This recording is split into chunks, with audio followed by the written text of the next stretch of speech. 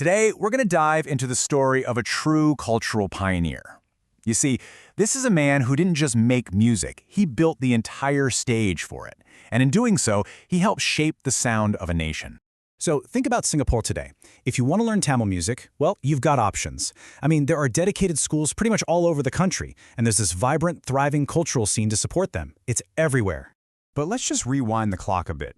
Go back, say, half a century. Imagine you're an aspiring musician back then. There are no formal music schools like we have now. So where would you even go to learn your craft? That very question takes us right back to the 1950s and 60s. And trust me, it was a time when the music scene was a completely different world. You see, back then, music education wasn't something you found in a formal institution. Nope, it was passed down directly from masters, these incredibly skilled teachers who taught dedicated students right out of their own homes, or maybe in small, really passionate community associations. And among these masters, there's one name that really stands out, not just as a teacher, but as a true institution builder. This is his story. We're talking about the one and only Pundit M. Ramalingam. His incredible journey is actually documented in a book called Singapore Tamils 2000, which celebrates the Tamil community's massive contributions as part of Singapore's bicentennial. So, this isn't just some personal story. It's a real piece of national history. Okay, so his journey kicks off way back in 1912 in Madurai, which was this amazing cultural heartland in India. By 1937, he's in Singapore, starting a brand new chapter. His influence really starts to grow when he joins Radio Singapore in 1944, and then in 1958, he makes it official, cementing his commitment by becoming a citizen of his new home. And Ramalingam didn't just live in Singapore. No, he poured his absolute heart and soul into building its artistic foundations from the ground up. His career was just so incredibly varied. Get this, he started as a hymn singer at the Tank Road Temple, a little-known fact. Then he became this really pivotal music supervisor for Radio Singapore, composing for countless shows and famous poets. He even collaborated with the legendary Baskers Arts Academy on huge productions like Butterfly Lovers.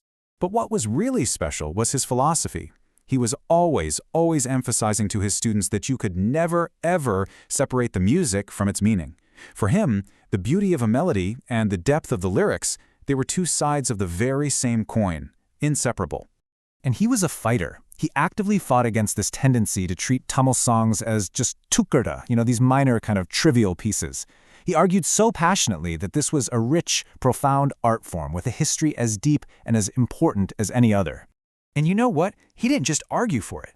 He went out and built the very infrastructure to support that belief. He wasn't just a teacher. He was a builder, a real visionary. He was one of the primary forces behind creating the Indian Fine Arts Society. He founded Singapore's very first Indian orchestra in 1958, and he was a key figure behind this massive 40-artist performance at the 1963 Southeast Asian Cultural Festival. Just incredible. And all this work brings us to a huge, landmark year, 1966.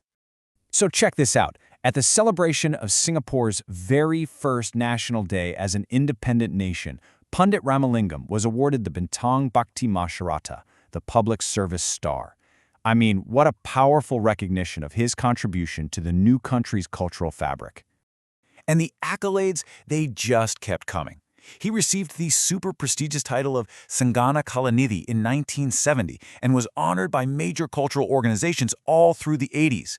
When he passed away in 1985, his legacy was so significant that it was featured in the Straits Times. So when you look at it all, what's the ultimate result of this entire lifetime of work? I mean, what does his legacy actually look like today? Well, this right here really illustrates the full circle of his journey. What started with individual masters teaching out of their own homes has now completely transformed into a formal subject taught in schools right across Singapore.